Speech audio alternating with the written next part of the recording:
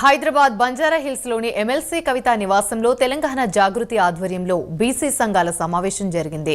Kamareddy declaration, స్థానిక సంస్థల్లో బీసీలకు 42% రిజర్వేషన్లు కల్పించాలని ఈ డిమాండ్లతో చర్చ జరిగింది.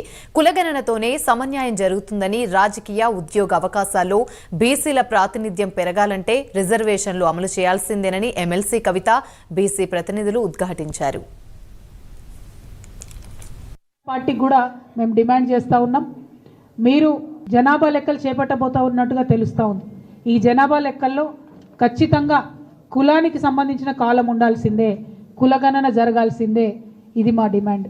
దీనికి సంబంధించి కూడా అన్ని కమ్యూనిటీస్ ఏకకంఠంతో చెప్తున్నటువంటిది. ఇవాళ కొంచెం ఈ ప్రెస్ మీట్ ఫార్మాట్ మారుస్తూ ఉన్నాం. నేను మాట్లాడినాను, ప్రధానమైనటువంటి అంశాలు మా అందరిది ముక్తకంఠంతో కోరుకునే మేము చెప్పినాం. దేశవ్యాప్తంగానే నమ్మకమైన కులస్తులని చెప్పి యాదవులకు 100 రూపాయలు పెడితే 200 వస్తాయని గ్రహించి మొత్తం తెలంగాణలోనే ఎలాంటి పద్ధతి లేకుండా, అంటే పైరోగం లేకుండా లాటరీ సిస్టమ్ ద్వారా 7,60,000 యూనిట్లు గొర్రెల యూనిట్లు సెలెక్ట్ చేసి 3,60,000 యూనిట్లు ఇవ్వడం జరిగింది.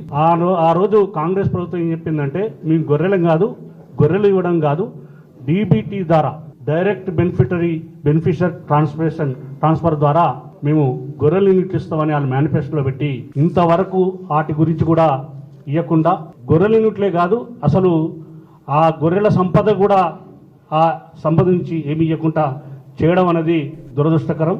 ఇది యాదవులు తీవ్రంగా వ్యతిరేకిస్తున్నారు. గ్రామాలలో దాదాపు ఇప్పటికీ రాష్ట్రంలో 8,000 సహకార సంఘాలు ఉన్నాయి.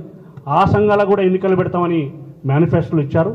ఇంతవరకు ఆ సంఘాల గురించి కానీ ఎక్కడ చర్చ చేయలేదు. కాబట్టి ఈ సందర్భంగా మేము డిమాండ్ చేసేది ఏంటంటే, ఇమీడియట్లీగా మీరైతే ఏదైతే మేనిఫెస్టో చేస్తారో దాన్ని అమలు చేయాలని మేము అఖిల భారత సంఘం రాష్ట్ర కార్యదర్శిగా